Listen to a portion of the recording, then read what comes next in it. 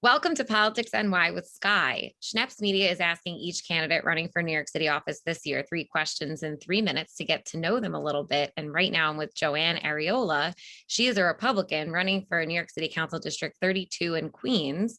It's a seat that's currently held by a Republican who's term limited out, Eric Ulrich. So let's learn a little bit about Joann. She's also the GOP chairwoman in Queens. Joann, tell us about yourself and why you're inspired to run for that seat this year.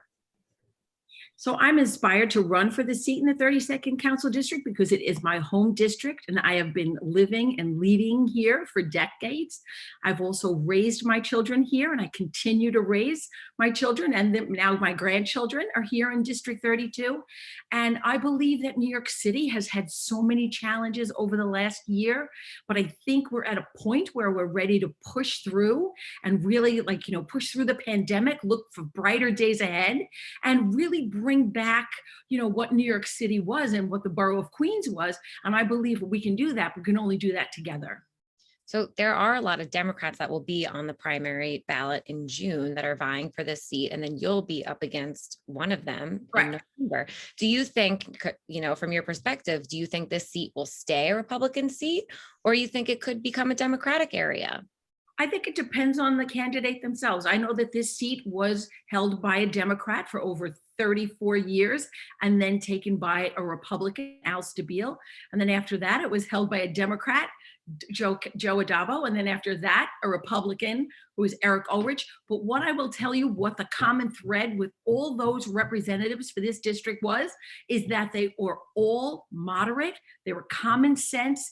They were public safety oriented, and they had local experience. And that's what the people look for here in this district. This community, this district, they're homeowners. They're seeing that their taxes are being raised, their water bills are out of control, and yet simple city services are just not coming through for them. So, what they're thinking is, what do I have to do? Do I have to move? No, I don't want you to move. I want you to stay. I want you to stay. I want you to continue to raise your families here. And I don't want to have to go visit my grandchildren in some other state. Joann, tell us something fun or exciting about yourself that maybe doesn't typically come up on a political interview. So I'm the president of my civic association, and I have been for the past 14 years. I'm a member of Community Board 10. I work for a large hospital network. I do their government and community outreach. I've worked for two mayors, both Republican, and I've worked for city council members on both sides of the aisle.